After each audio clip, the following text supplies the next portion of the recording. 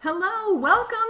I'm Marnie Ginsberg, and you are tuned into Reading Simplified, where it's our mission to help classroom teachers or any teachers of reading streamline their reading instruction and accelerate their readers. And I've got my special second grade volunteer back. Some of you have seen him before. He has come such a long way. About a year and a month or two ago, he was in first grade and didn't really enjoy reading and was struggling with blending CVC words and memorizing high-frequency sight words. So now he has come a long way because we are not working on CVC any longer. That's right. That's so in the past. That's so yesterday. So he's going to tell you, before we get into today's lesson about how to build fluency with a student, I'm going to forward this into my group, and he's going to tell you about a special book that he just discovered. So the floor's yours. I've actually had this for a little while. Oh, okay. Tell them about it. They'd love to hear. Yeah, it's I don't think I got this for Christmas. I can't remember when really. We also have this page, which is pretty boring right there. We just discussed the copyright page. You don't have to read that. It's boring, very boring. A long, long time ago in a galaxy far away. Episode. Okay, don't read it yet. Just give him a little sense of why is this book good? The book is pretty good because it's kind of comic-y. There's a little bit of comic in it, but not really. It's really one page, and actually, if you can see this, I hope you can. Mm-hmm. Darth Vader's talking bubbles. Lines are a little crooked, and so yeah. And let me show you Luke's.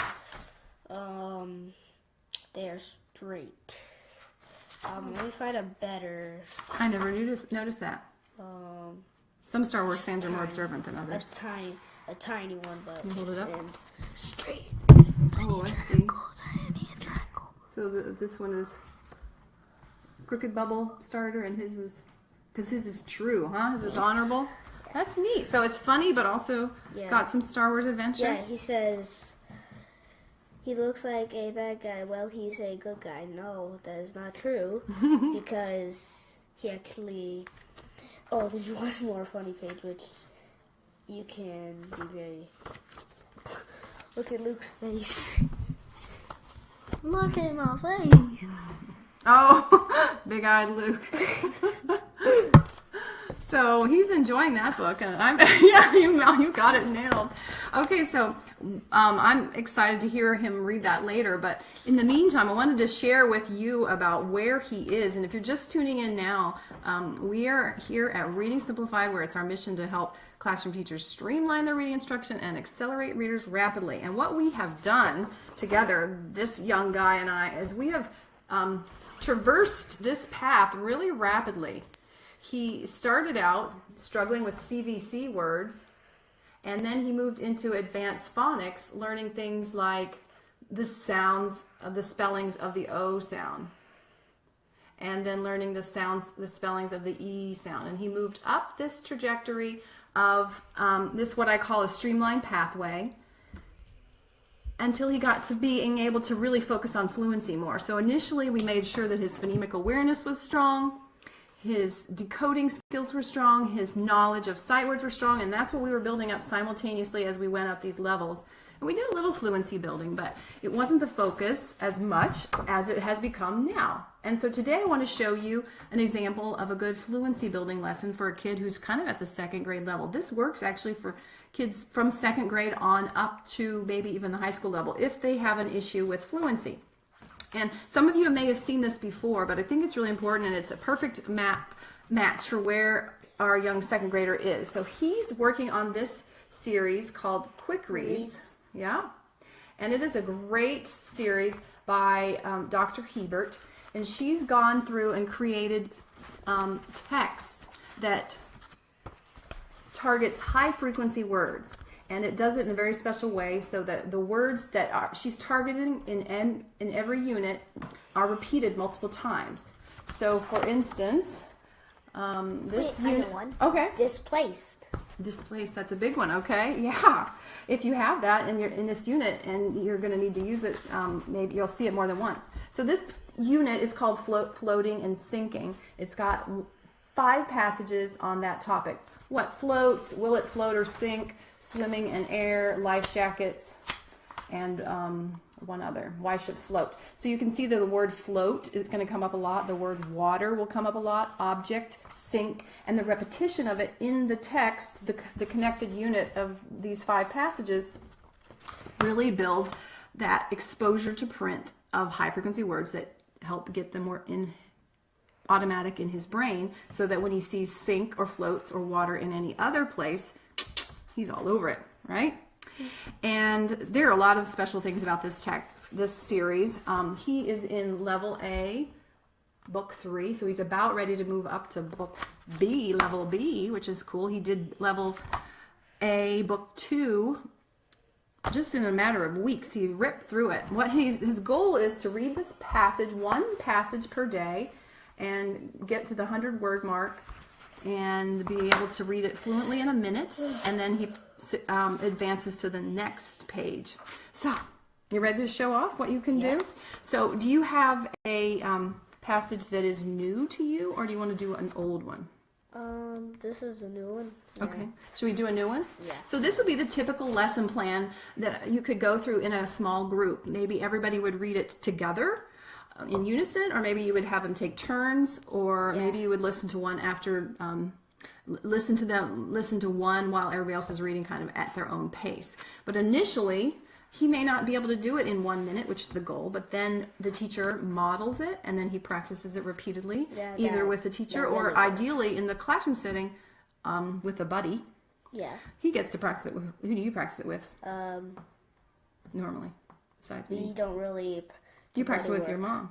Yeah. Not at school, because he's not working with me in the school setting. But that's how you would manage it in the school. Okay, so the goal here is for him to read it first, work on the hard words, and then see if he can improve his time and build fluency and knowledge as he goes.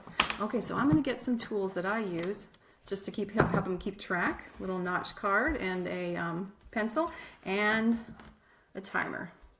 Okay, so I've got my stopwatch set. All right, so what's the topic? We're talking about floating and sinking. What's the first thing over here, the caption under the picture? Life jackets help people float on water. Okay, you nailed it. And the title of our passage? Life jackets.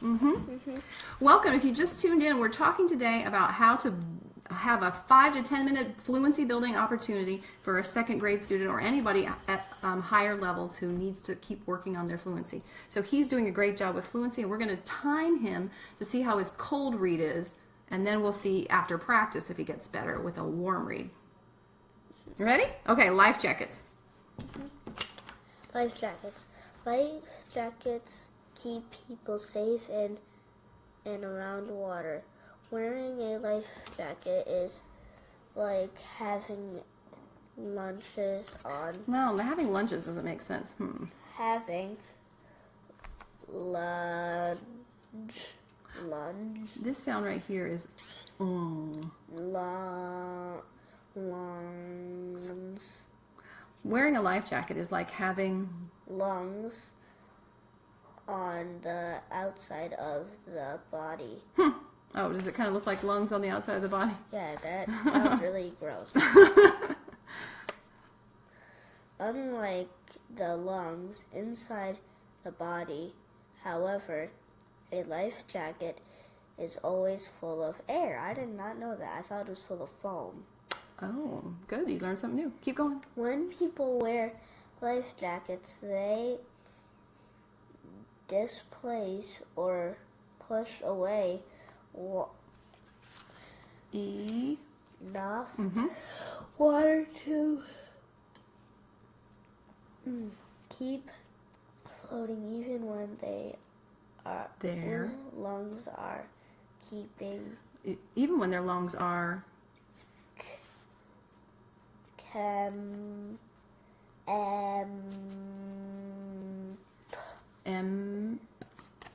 Good. Even when their lungs are empty. People who are wearing life jackets will keep floating. Some swim.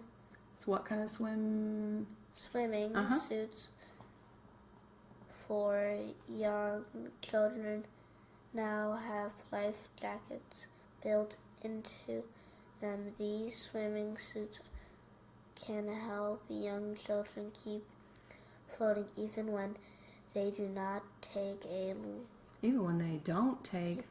long, deep breaths. Nice. Okay. That's about 110 words. All right, so 110 words he read in a little bit over 2 minutes. We also stopped to talk about some neat ideas, so that includes some discussion. So first he reads it cold, and the teacher coaches him through any word level problems. Now let's talk. The second step is just to see what it was all about. So what was Life Jackets about?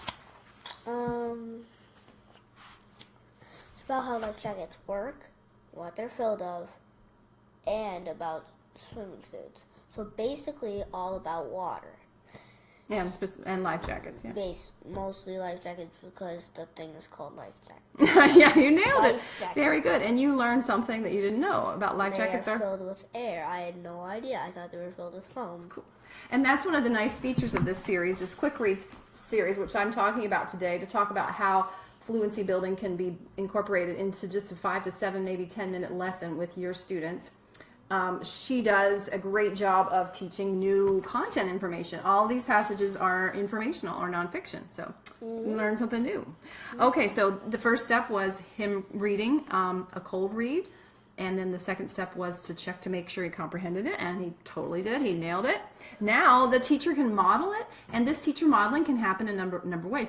This could work with a teaching assistant or a volunteer or an advanced reader in the class, or a recording. You could just record yourself with an app or any kind of online recording tool like Vocaroo or Audacity, audacity.com or Vocaroo, and then the child could listen to a good recording of it and listen enough times until he can get it down to 1 minute a passage. And that's our goal. Read one page, and then after he's mastered it, he would move on to the next passage. Okay, so now we're going to do the modeling. This would be like our third step in the fluency building lesson.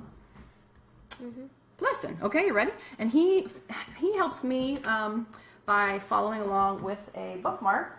So I know his eyes are on the page. Okay? Because it's really important that his eyes are on this page. Okay, ready?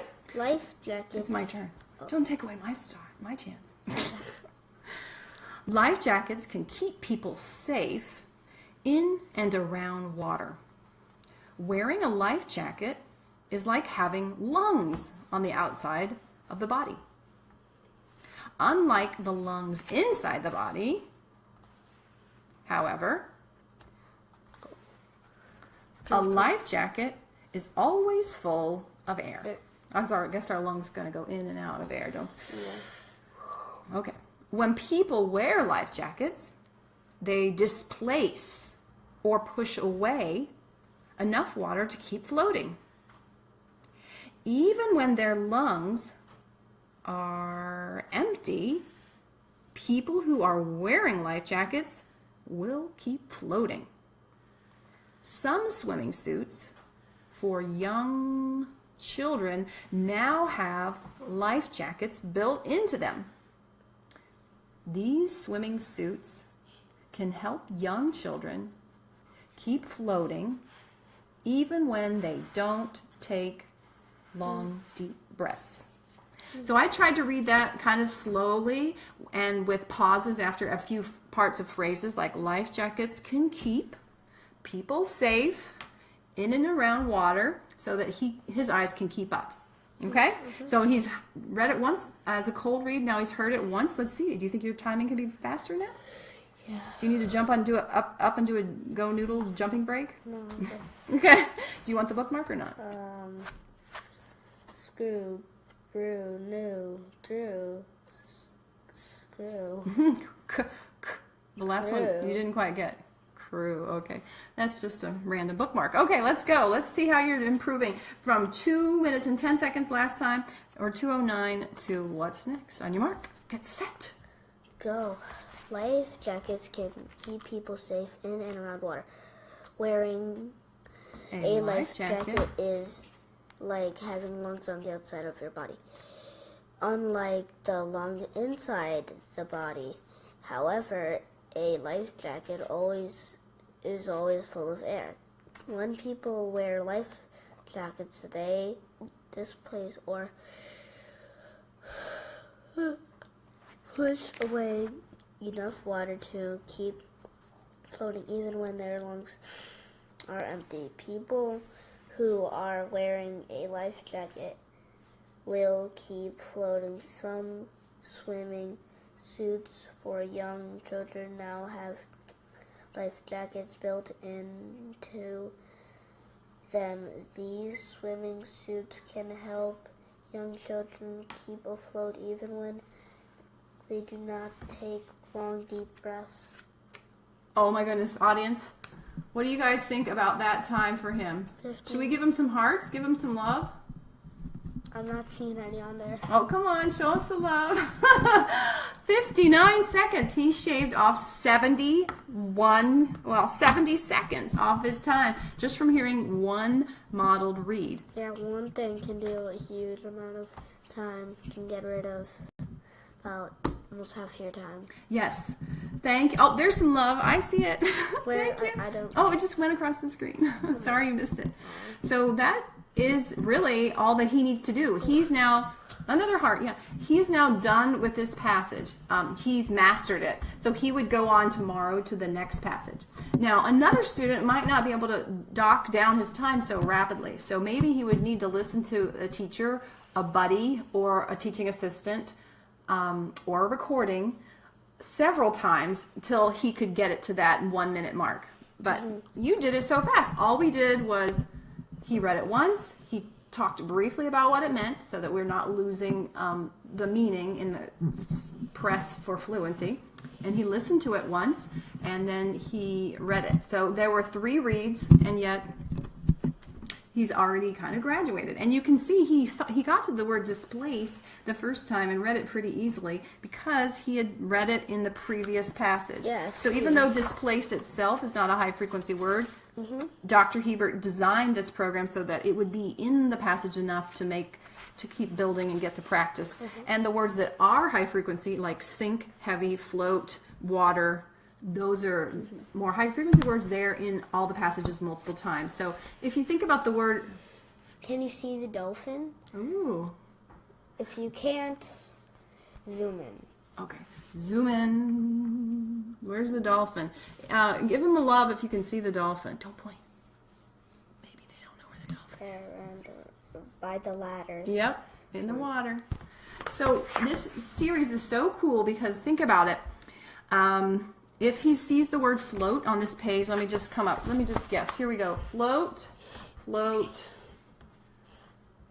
I think that's it. Okay, on this page it's twice. And say in one day he reads this passage 3 times. So he's seen the word float 6 times. And if he reads it again tomorrow to me, that'll be, 8 times just for float. And then tomorrow, say if he had read that yesterday, then tomorrow he would encounter float again. And float 2 more times. So these high frequency words are repeated enough, and then through the repetition of rereading, he's getting those in his brain, so he is just going to become more and more automatic with the high frequency words. So I highly recommend the series, but also if you don't even have the series, you could use some good text that is kind of short and do this modeling path approach. First the cold read, then the modeling, then the sufficient modeling and practice until the student gets to the point of being able to read it fluently. And you can, if you don't have, actually, I'll include a link in a few minutes when I finish this live. I'll include a link to some fluency norms that are really helpful. So if you don't know how many words a second grader at the end of the year should be reading, then this table will give you some information about that maybe from 1st grade up through 8th grade, different levels for the beginning, the middle of the year. So how many words is reasonable for a kid to be able to read by in 1 minute?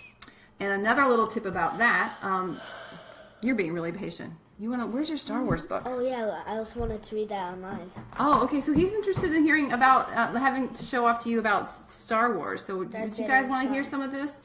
Oh, so that was the end of our fluency thing. Except I'm going to give you one more tip, and then we'll hear from some Star Wars. For fluency, you actually need to only get to the 50th percentile. You don't have to get to the 75th or the 90th percentile for fluency. Because if you are a second grade reader reading at the 50th percentile, then fluency isn't your issue, and maybe other things should be worked on at least fluency isn't really a problem that's kind of needs to have a lot of focus. So he's on the cusp of that. He's very close with a cold read, but we need to continue to work on it a little bit. So let's hear from Star Wars, okay? Tune in. Don't make bubbles, and he's actually playing baseball with a lightsaber. The glare's a little bit weird. Okay, so Darth Vader and Luke are playing baseball, and Luke hit the ball with a lightsaber. For Pete's sakes, oh my gosh! He's 3. He's like 3. Oh my gosh! So this is where Darth Vader is the dad of Luke, and so this is a spoof off that. It's cute. Don't you like the eggs I made? Darth Vader making Luke some eggs. No, he already made them. Okay. It's cool. Dad, look, droids. I don't want a sister. Finally, Leia shows up with her hair. Yeah, her little bun.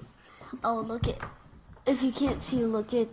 He has a Boba Fett, a battle droid, and Darth Maul, which is and a stormtrooper or a stormpooper.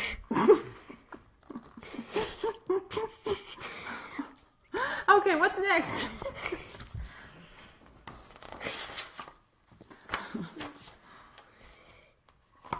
But Dad, you said we could go to the I cannot read that part. Oh, that's fine. That's why I'm here. It's a very.